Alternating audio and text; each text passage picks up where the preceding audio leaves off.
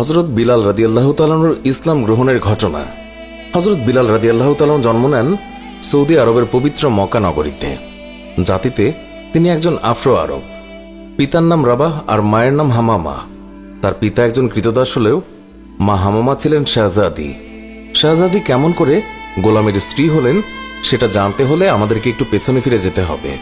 মধুর আজানের ধ্বনিতে সমগ্র ধর্মপ্রাণ মুসলিমদের হৃদয় আকুল হয়। যে মানুষটি সর্বপ্রথম এই পবিত্র আজান কণ্ঠে ধারণ করেছিলেন তার নাম হযরত বিলাল রাদিয়াল্লাহু তাআলা আনহু, ইসলামের প্রথম মুয়াজ্জিন। আজ আমরা তার জীবন কাহিনী জানব ইসলামের জন্য আমৃত্যু লড়াই করে যাওয়া এক সাহসী যোদ্ধার কথা।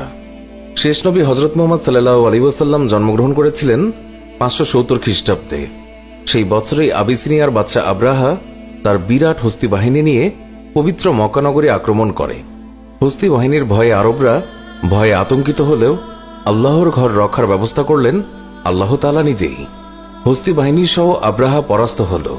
এই ঘটনার কথা মুসলমানদের পবিত্র ধর্মগ্রন্থ পবিত্র কোরআন শরীফে সূরা ফিলে উল্লেখ করা আছে। আরবি ফিল শব্দের অর্থ হল হাতি। যুদ্ধে পরাজিত হয়ে আব্রাহার সমস্ত বাহিনী পালিয়ে গেল। যারা পালাতে পারল না তারা আরবদের হাতে বন্দী হল। এই বন্দীদেরই একজন ছিলেন বিলাল রাদিয়াল্লাহু তাআলা আনহুর মা হামামা। হামামা ছিলেন স্বয়ং বাদশাহ আব্রাহার ভাতিজি, কিন্তু ভাগ্যের ফেরে হলেন দাসী। সম্ভ্রান্ত কুরাইশ বংশের এক ব্যক্তি খালফের ঘরে তার স্থান হল বাদী হিসেবে। সেখানে আবিসিনিয়ার আরেক দাস রাবাহ কাজ করত। তাদের বিয়ে হয় এবং তাদের ঘরেই জন্ম নেয় ইসলামের একনিষ্ঠ কাণ্ডারী হযরত বিলাল রাদিয়াল্লাহু তাআলা আনহু। হযরত বিলাল রাদিয়াল্লাহু তাআলা আনহুর চেহারা মুবারকের যে বর্ণনা পাওয়া যায়, একজন আফ্রো আরব হিসাবে তার গায়ের রং ছিল কালো, দেহের গঠন ছিল লম্বা, মাথায় ঘন কালো চুলে তিনি লাল খিজাব ব্যবহার করতেন। বাবা মায়ের স্নেহের ছায়ায় শিশু বিলাল তিনি বড় হচ্ছিলেন। হঠাৎ করে বিলালকে এতিম করে তার মা বাবা পাড়ি জমান না ফেরার দেশে। এর আগে বিলালকে রেখে যান মনিফ খালফের কাছে। একজন কৃতদাসের ছেলে হিসেবে তাকেও কৃতদাস হতে হল। বিলাল সেইভাবেই চলছিলেন। একদিন মারা গেলেন খালফ। মনিব হলেন খালফের পুত্র উমাইয়া।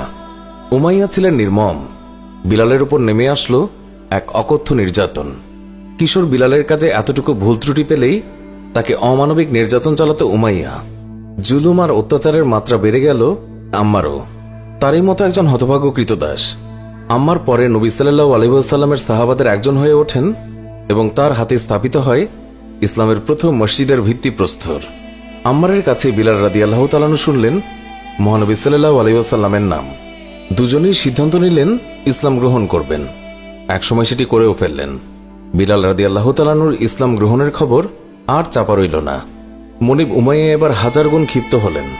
বিলালের উপরে সে অত্যাচারের মাত্রা আরো চরমে পৌঁছালো। তাকে বলা হলো জন্তুর মতো চার পায়ে চলাফেরা করার জন্য। আদেশ অমান্য করলেই শাস্তি।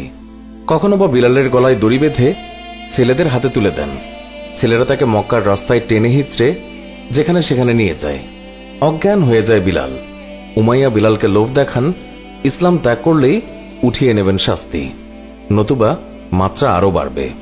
কিন্তু বিলাল তার আদর্শ থেকে সরেন না এক চুলো। প্রাণের চেয়েও যে আদর্শ বড়। ফলাফলে আরো খেপে যান উমাইয়া। নির্যাতন ক্রমে বেড়েই চলল। এবার বিলালের বুকে ভারী পাথর চাপিয়ে তাকে মরুভূমির অগ্নিতপ্ত বালুর উপরে চিৎ করে শুইয়ে রাখা হলো। বন্ধ করা হলো খাবার। চাবুকের আঘাতে আঘাতে তাকে জর্জরিত করা হলো। ক্ষত বিক্ষত দেহে ছড়িয়ে দেয়া হলো লবণ। কখনো বা চুবিয়ে রাখা হলো পানিতে। অসহ্য যন্ত্রণায় কাতর হয়েও নিজের আদর্শকে অস্বীকার করলেন না একটিবারের জন্যেও। মনে মনে শুধু আল্লাহর কাছে প্রার্থনা করে যান একদিন নিশ্চয়ই এই যন্ত্রণার অবসান হবে। বিলালের উপরে এই ভয়ঙ্কর নির্যাতনের খবর গেল নবীজি সাল্লাল্লাহু আলাইহি ওয়াসাল্লামের কাছেও। কেঁদে উঠল তার অন্তর। ভাবতে লাগলেন যে কি করা যায়। সাহাবীদের সাথে আলোচনা করলেন।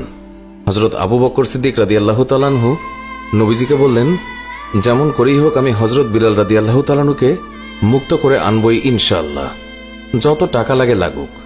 আবু বকর গেলেন উমাইয়ার কাছে। কিন্তু উমাইয়া জানতেন আবু বকর ইসলাম গ্রহণ করেছেন। তিনি বুঝতে পারলেন আবু বকর বিলালকে ক্রয় করে মুক্ত করে দেবেন। তাই তিনি আবু বকরের প্রস্তাবে রাজি হলেন না। হতাশ মনে ফিরে এলেন আবু বকর। এবার এগিয়ে এলেন নবীর চাচা হযরত আব্বাস রাদিয়াল্লাহু তাআলা আনহু। তিনি বললেন, আমি যেহেতু এখনো ইসলাম গ্রহণ করিনি, তাই উমাইয়া আমার কাছে বিলালকে